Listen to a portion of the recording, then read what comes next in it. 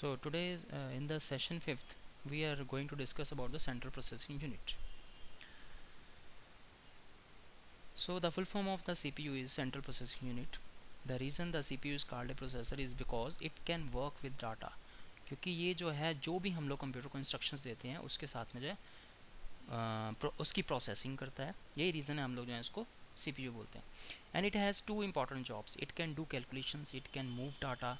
ये कैलकुलेशंस कर सकता है जो भी अर्थमेटिकल कैलकुलेशंस होंगी, देन हम लोग जो है इसके थ्रू डाटा को मूव कर सकते हैं. Then the faster the CPU can do calculations and move data, the faster we say the PC is. अगर इनके जितना जो है हमारा CPU जो है फास्टर होगा उतनी कैलकुलेशन जो है ये जब और ज़्यादा क्विकली और फास्टर वे से कर सकता है. Then the CPU does all the data processing and the buses handle all data transfer. जो हमारा CPU है ये सारी की सारी प्रोसेसिंग करता है और जो भी इसके अंदर बसेस होती हैं वो सारा का सारा डाटा की ट्रांसमिशन का रोल प्ले करती हैं.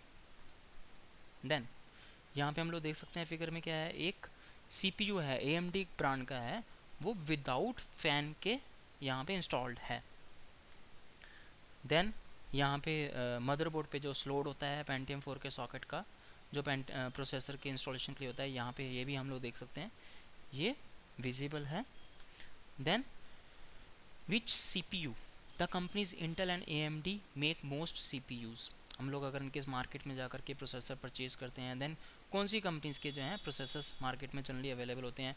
First one is of Intel, then second is AMD जो कि मार्केट में मैक्सिमम अवेलेबल है, मैक्सिमम पॉपुलर है. Then the last 4 generations of the Intel processors for example have been the Pentium 2, Pentium 3 and Pentium 4.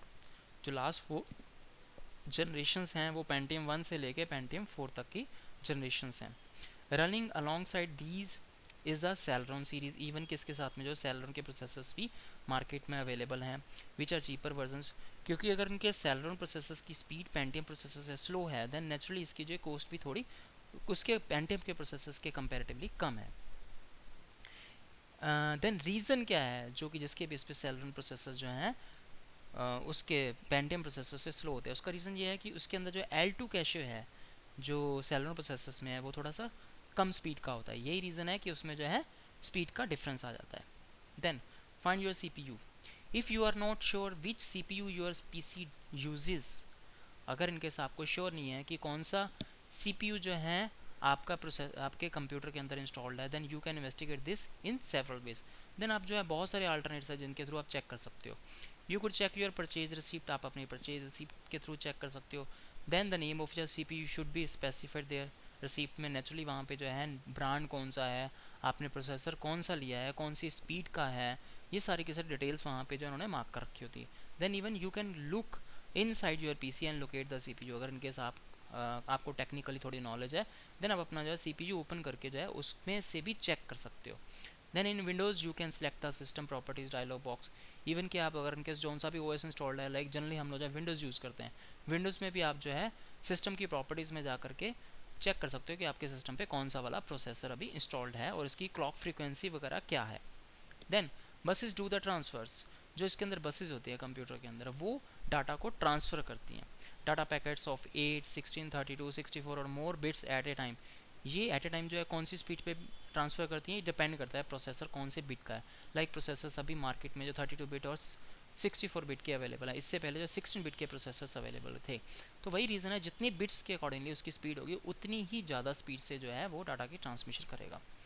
Then like the different processes of different bits are constantly being moved back and forth between the CPU and all the other components like RAM and hard disk etc. These transfers are all done using buses.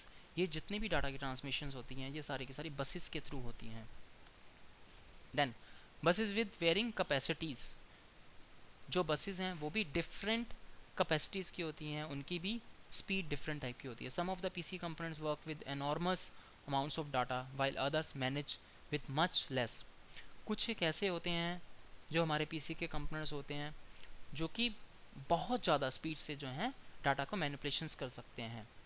Then for example the keyboards only sends very few bytes per second. जो हमारा keyboard है बहुत ही कम bytes जो है पर second के accordingly transfer करता है. Whereas the working storage RAM can send and receive several gigabytes per second, जबकि हमारी जो रैम है वो एक सेकंड में कितने सारे गीगाबाइट्स का डाटा जो है ट्रांसफ़र कर सकती है, सेंड भी कर सकती है, इवन की रिसीव भी कर सकती है. So you can't attach RAM and the keyboard to the same बस.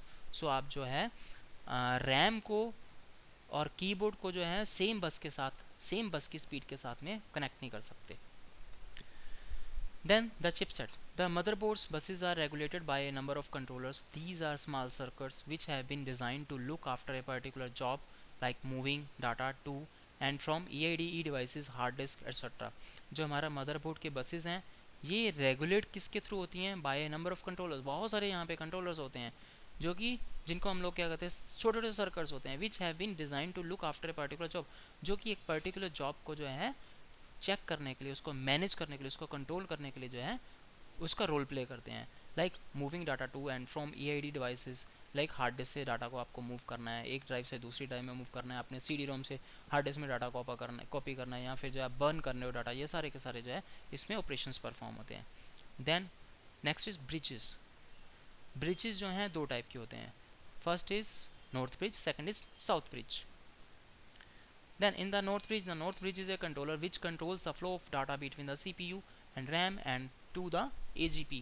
जो हमारा नॉर्थ ब्रिज है ये कंट्रोलर है जो किसके बीच में जो डाटा का फ्लो को कंट्रोल करता है, CPU और RAM के बीच में, और AGP एक्सेलरेटेड ग्राफिक्स पोर्ट जो सिस्टम के अंदर होता है इनके बीच में जो है डाटा की ट्रांसमिशन होती है, जो डाटा का फ्लो होता है उसको ये कंट्रोल करता है. Then next is south bridge. The south bridge incorporates a number of different controllers functions. तो हमारा साउथ ब्रिज है बहुत सारे जो है डिफरेंट कंट्रोलर्स के साथ जो हैं उनको जो है फंक्शंस को चेक करता है, इनकॉर्पोरेट करता है. It looks after the transfer of data to and from the hard disc.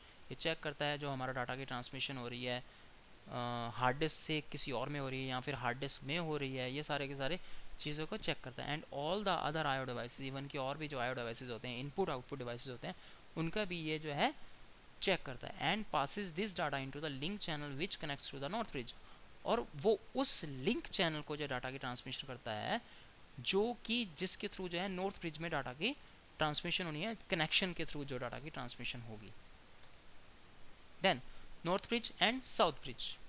So in the figure we can see here both of the bridges are here. First one is north bridge. So RAM, CPU and AGP are connected to the north bridge, and there is a link between the north bridge and the south bridge, and BIOS, IO, input output, PCI, EIDE, USB, all these controllers are connected to the south bridge. So there is a exercise, or you can say there is assignment for us. First one, the question of is what is processor, what are the different types of the Intel processors. हम लोगों ने अभी जो जैसे discuss किया था processors के regarding इतना डिटेल में डिस्कस किया है. तो प्रोसेसर क्या है, देन डिफरेंट टाइप के जो हैं प्रोसेसर्स कौन कौन से हैं, AMD के कौन से हैं, इंटेल के प्रोसेसर्स कौन कौन से हम लोगों ने अभी जैसे डिस्कस किया है, वो सारा का सारा हम लोगों को असाइनमेंट्स में अभी देखना होगा. So that's all for this session.